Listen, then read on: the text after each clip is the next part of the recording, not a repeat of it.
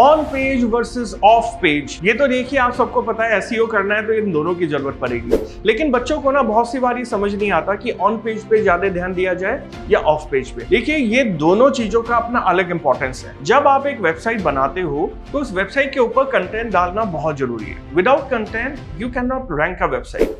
Second, सिर्फ content डाल देने से काम नहीं चलेगा, सिर्फ कंटेंट को फैलाने से काम नहीं चलेगा, आपको इन दोनों चीजों पे ध्यान देना पड़ेगा। एसईओ सीखने के बाद अगर आप प्रैक्टिकली करते हो और किसी अच्छी कंपनी में जॉब करते हो तो वहां पे दोनों डिपार्टमेंट अलग अलग मिलेंगे। एक डिपार्टमेंट मिलेगा जो ऑन पेज एसईओ कर रहा होगा, दूसरा डिपार्टमेंट होगा जो ऑफ पेज एसईओ कर रहा होगा। तो ऑन पेज वाले कंटेंट डालने का काम करते हैं, ऑफ पेज वाले उसे फैलाने का काम करते हैं। इसे ही बोलते हैं बैकलिंक। जब आप बैकलिंक बना रहे हो तो आप अलग अलग प्लेटफॉर्म के ऊपर अपनी वेबसाइट की प्रेजेंस बना रहे हो। आपको उन्हें यह बताना है कि मेरे यहाँ आके आपको क्या मिलेगा। Q&A सबमिशन करते हो, क्लासिफाई सबमिशन करते हो, जॉब सबमिशन भी तो कर सकते हो, इवेंट सबमिशन भी तो कर सकते हो। इसी तरीके से आप अगर 15-16 तरीके के सबमिशन सीख जाओ और उन्हें ऑल्टरनेटिवली करते रहो। एक जॉब ओपनिंग डालो हर Friday, required a marketing executive. अगर आपके पास एप्लीकेशन आ भी जाती है तो इंटरव्यू तो आपके हाथ में है ना, रखवाना है या नहीं। हमारा तो मेन मोटिव है उसके थ्रू ट्रैफिक आने का। तो एसईओ के अंदर आपको सबसे पहले लॉजिकली ये सोचना है कि मुझे अपने प्लेटफॉर्म पे ट्रैफिक चाहिए। अगर प्लेटफॉर्म पे ट्रैफिक है तो वो एक अच्छा ऑफ पेज ऑप्टिमाइजेशन है, बाकी सारे एक्शन बाद में।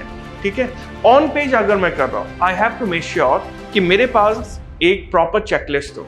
ठीक है, उस चेकलिस्ट में सारी चीजें लिखी हो कि ऑन पेज में क्या क्या होता है। हम अपने बच्चों को तो ये सारी चीजें प्रोवाइड करते हैं, मैं पढ़ाता भी हूँ तो आपको बताता ही हूँ कि title, Meta description, anchor, outbound link और इमेज ऑप्टिमाइजेशन कैसे होता है, ब्लॉग के अंदर कीवर्ड कैसे डालें, LSI कैसे लगाए, किस तरीके से इमेज लगानी है, इमेज को ऑप्टिमाइज कैसे करना है, किस तरीके से अपने ब्लॉग को स्ट्रक्चर बनाना है, वो सारी चीजें आपको ध्यान में रखनी है। एक अच्छा वेल रिटन कंटेंट ही ऑडियंस के काम आएगा।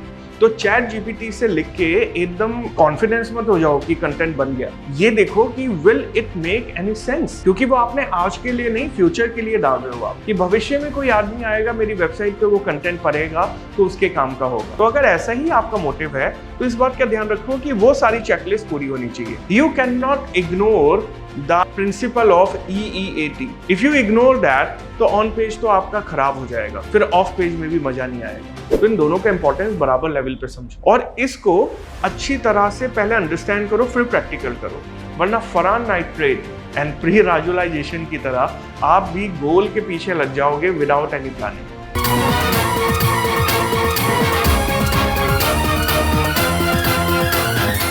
कोई डाउट रह गया है तो नीचे कमेंट बॉक्स में आप लिख सकते हो, मुझसे बात कर सकते हो। किसी और टॉपिक पे वीडियो चाहिए तो भी मुझे कमेंट कर दो, बना के आपको मैं दे दूंगा। आज के लिए इतना ही, मिलते हैं अगली वीडियो में कुछ और नया सीखने के लिए। तब तक के लिए गुड बाय।